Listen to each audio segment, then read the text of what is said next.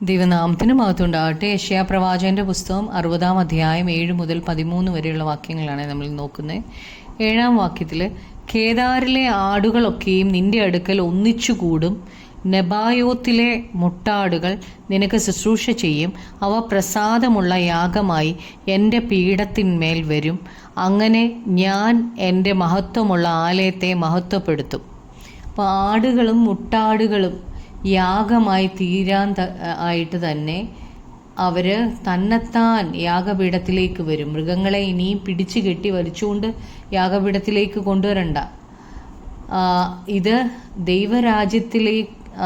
രാജ്യത്തിലുള്ള മാറ്റമാണ്. മൃഗങ്ങൾ സ്വയമായിട്ട് ദൈവത്തിനായിട്ട് സമർപ്പിക്കുകയാണ്. ദൈവത്തിനുള്ള യാഗത്തിനായിട്ട് മൃഗങ്ങൾ പോലും തങ്ങളെ തന്നെ സമർപ്പിക്കും. അതിലൂടെ ദൈവമഹത്വമാണ് നമുക്ക് കാണാൻ കഴിയുന്നത്. 8-9 വാക്യത്തിൽ, മേഘം പോലെയും തങ്ങളുടെ കിളിവാതിലുകളിലേക്ക് പ്രാവുകളെപ്പോലെയും പറന്നു വരുന്ന ഇവർ ആർ? ദൂരത്ത് നിന്ന് നിന്റെ മക്കളെ അവരുടെ പൊന്നും വെള്ളിയുമായി നിന്റെ ദൈവമായ യഹോവയുടെ നാമത്തിനും അവൻ നിന്നെ മഹത്വപ്പെടുത്തിയിരിക്കൊണ്ട് ഇസ്രായേലിൻ്റെ പരിശുദ്ധനും കൊണ്ടുവരേണ്ടതിന് ദ്വീപുവാസികളും തർശീഷ് കപ്പലുകൾ ആദ്യമായും എനിക്കായി കാത്തിരിക്കുന്നു. അപ്പം ദൈവം എല്ലാം ഒരു ഓർഡറിലാക്കുകയാണ്. കാര്യങ്ങളെല്ലാം അമാനുഷികമായിട്ട് ദൈവം നടത്തുകയാണ്. എല്ലാം ദൈവം പറയുന്നത് പോലെയാണ് നടക്കുന്നത്. യാഗപീഠത്തിനുള്ള മൃഗങ്ങൾ യാഗത്തിനായിട്ട് പറന്നു വരും. ദ്വീപുകൾ എന്ന് ഇവിടെ ഉദ്ദേശിക്കുന്നത് ദൂരെയുള്ളതും ഒറ്റപ്പെട്ടതുമായ സ്ഥലങ്ങൾക്കാണ്. സകല സൃഷ്ടികളിന്മേലുമുള്ള ദൈവത്തിൻ്റെ അധികാരത്തെക്കുറിച്ചാണ് ഇവിടെ പറയുന്നത്. ദ്വീപുകൾക്ക് ഒരിക്കലും ഇനി ഒറ്റപ്പെട്ട അവസ്ഥ തോന്നത്തില്ല. അവരൊറ്റപ്പെട്ടിരിക്കുന്ന അവസ്ഥ അവർക്ക് തോന്നത്തില്ല. അവരും അതേ പ്രത്യാശ അവർക്കും നിറയും. അവരും ആ പ്രത്യാശയാൽ തന്നെ നിറയും. ദൈവത്തിൻ്റെ നീതിയും മഹത്വവും ബന്ധപ്പെട്ടിരിക്കുന്ന ആണ്. നീതിയും മഹത്വവും. ദൈവത്തിൻ്റെ മഹത്വം ഇറങ്ങുമ്പോൾ ദൈവിക നീതിയാണ് നടക്കുന്നത്.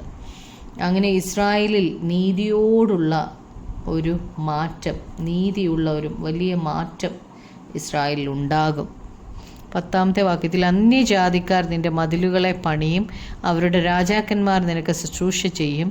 എൻ്റെ ക്രോധത്തിൽ ഞാൻ നിന്നെ അടിച്ചു, എങ്കിലും എൻ്റെ പ്രീതിയിൽ എനിക്ക് നിന്നോട് കരുണ തോന്നും. അന്യജാതിക്കാർ ഇസ്രായേലിൻ്റെ സുരക്ഷിതത്വത്തിനായിട്ട് പ്രവർത്തിക്കും. ദൈവത്തിൻ്റെ ക്രോധം തീർന്നു കഴിയുമ്പോൾ ഇസ്രായേലിന് പിന്നീട് ദൈവിക ന്യായവിധി ഉണ്ടാകത്തില്ല. ദൈവം അവരോട് കരുണ കാണിക്കും. കാരണം പാപം ഏറ്റുപറയുമ്പോൾ ദൈവത്തിന് തോന്നുന്നതാണ് കരുണ.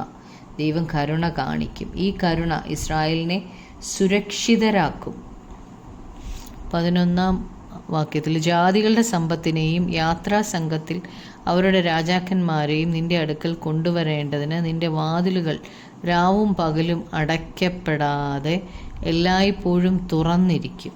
അപ്പോൾ സകല ജാതീയ രാജാക്കന്മാരും ദൈവത്തോട് അനുസരണം കാണിക്കും. അവരവരുടെ സമ്പത്ത് ഇസ്രായേലിലേക്ക് കാഴ്ചയായിട്ട് കൊണ്ടുവരും.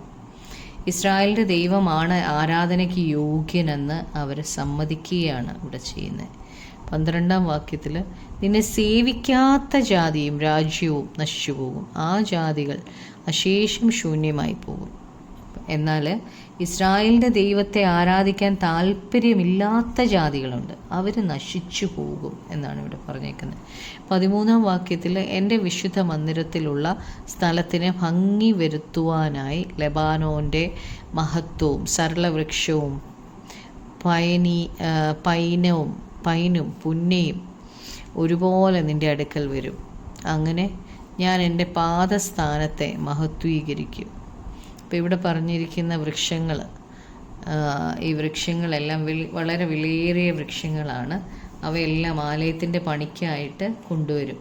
ദൈവത്തിൻ്റെ പാദസ്ഥാനം എന്ന് പറയുമ്പോൾ സ്വർഗം ദൈവത്തിൻ്റെ സിംഹാസനവും ഭൂമി അവൻ്റെ പാദപീഠവും എന്ന് പറയുന്നുണ്ട്. അതുകൊണ്ട് ഭൂമിയിൽ ദൈവത്തിൻ്റെ നാമം മഹത്വപ്പെടും. കർത്താവിൻ്റെ ആലയം പണിയാനായിട്ട് ഈ വൃക്ഷങ്ങളെല്ലാം ആലയത്തിൻ്റെ പണിക്കായിട്ട് കൊണ്ടുവരും. അങ്ങനെ ദൈവത്തിൻ്റെ നാമം മഹത്വപ്പെടും. നമുക്ക് പ്രാർത്ഥിക്കാം. കർത്താവായ യേശുവേ, ഞങ്ങൾ വായിച്ചല്ലോ, നിന്നെ സേവിക്കാത്ത ജാതിയും രാജ്യവും നശിച്ചു പോകുമെന്ന്. ആ ജാതികൾ അശേഷം ശൂന്യമായി പോകുന്നു കർത്താവെ. യേശുവെ, എന്നാൽ കർത്താവെ അങ്ങേ സേവിക്കുന്ന കർത്താവെ അപ്പാ, അങ്ങയുടെ സന്നിധിയിൽ അങ്ങയോ ഭയത്തോടും വിറയലോടും അങ്ങേ സേവിക്കുവാൻ തക്കവണ്ണം ഞങ്ങൾക്ക് കൃപ തരണമേ കർത്താവെ.